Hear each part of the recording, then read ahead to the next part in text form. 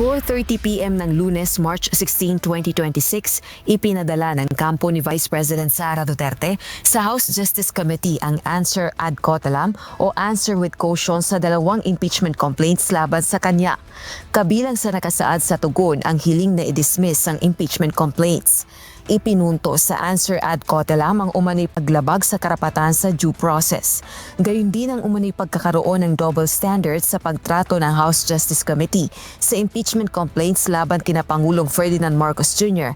at VP Duterte na nagresulta umano sa mga hakbang na walang sapat na batayan sa batas. Ang nilagay natin doon briefly, although I don't want to go into the details, briefly we indicated there due process issues, double standards pagdating doon sa naging assessment in terms of sufficiency in form and substance pagdating doon sa impeachment complaints laban sa ating Pangulo. Kung ikukumpara mo doon sa naging determination pagdating naman sa impeachment complaints laban sa ating Vice Presidente. Nabanggit din sa tugon ng kampo ng Vice Presidente ang pagkwestiyon sa constitutionality ng impeachment proceedings ng House Justice Panel at mga alegasyong walang batayan at hindi pasok sa impeachable offense.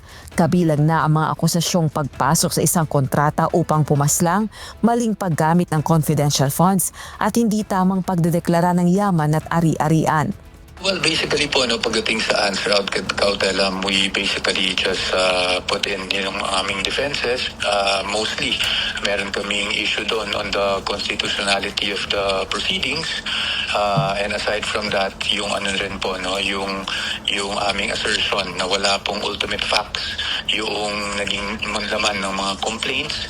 And therefore, there's really nothing to answer.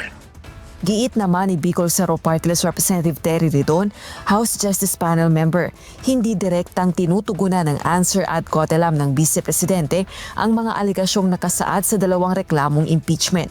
Imbis na sagutin ang mga alegasyon, tinangkaan niyang questionin nito ang proseso ng impeachment batay sa malabong interpretation ng due process at konsepto ng ultimate facts sa mga reklamong impeachment. Samantala, batay sa panuntunan ng Kamara, may 3 araw ang complainant sa reklamong impeachment para mag-reply, oras na matanggap ang kopya ng tugon ni VP Duterte.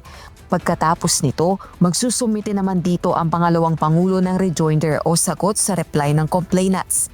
Sa buwan na ng Abril, inaasahang magsisimula ang hearing proper ng House Justice Panel sa dalawang impeachment complaints. At tinitingnan po natin, magkakaroon pa rin ng palitan ng mga pleadings around April 8. Yung po nga pwedeng maging determination of sufficiency in grounds. Rosa Licoz, UNTV News and Rescue. Diyos ang aming sandigan, serbisyo publiko ang aming pinahahalagahan.